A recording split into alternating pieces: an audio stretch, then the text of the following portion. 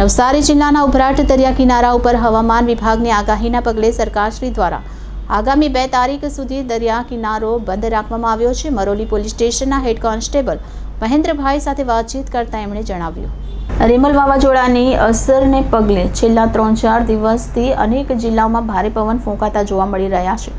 આ સાથે હવામાન વિભાગ દ્વારા પણ દક્ષિણ ગુજરાત સહિત સૌરાષ્ટ્રના દરિયા કિનારા ઉપર 29 મેથી 2 જૂન સુધી ભારે પવન ફૂંકાવાની આગાહી કરવામાં આવી છે, જેના પગલે નવસારી જિલ્લા અધિક કલેક્ટર દ્વારા એક જાહેરનામું બહાર પાડવામાં આવ્યું છે। આ જાહેરનામા અનુસાર આગામી 5 દિવસ નવસારીના દરિયાને બંધ કરવામાં આવ્યો છે।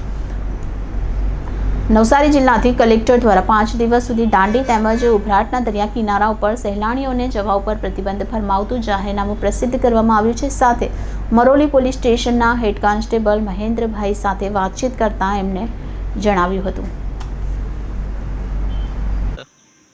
માણસો તો વેકેશન આવી બહુ આવે છે ને ઘણા લોકો ધક્કો તો ખાય છે, પણ હવે અચાનક આવી વાવાઝોડાની પરિસ્થિતિ અનુસંધાને કલેક્ટર છે જાહેરનામું બહાર પડ્યું છે કે એના અનુસંધાને બંધ કરાવેલું છે અમે 2 તારીખથી। જાહેરનામાના અનુસંધાને તમે ડ્યુટી તો કરો જ છો, પણ દરિયા કિનારે કાંઠો જોતા તમને એવું લાગે છે કે ભયજનક છે? એવું તો એટલે ભયજનક કહી ન શકાય, પણ આ તો આગાહી છે એટલે આપણે કેમ કહી શકીએ। બરાબર, હા, કે આમ એટલી જોવા જઈએ તો ગભરાવા જેવું કશું છે ખરું? ના, એટલી ગંભીર પરિસ્થિતિ નથી, પણ આ તો આગમચેતી આપણે સેફટીના આધારે આ બંદોબસ્ત કરી મૂક્યા છે। બરાબર, કે પ્રજાને આમ કોઈ જાનહાનિ ના થાય એના માટે આગમચેતી આપણને હુકમ કરે છે એ પ્રમાણે આપણે પાલન કરીએ છીએ। જી, ઠીક છે।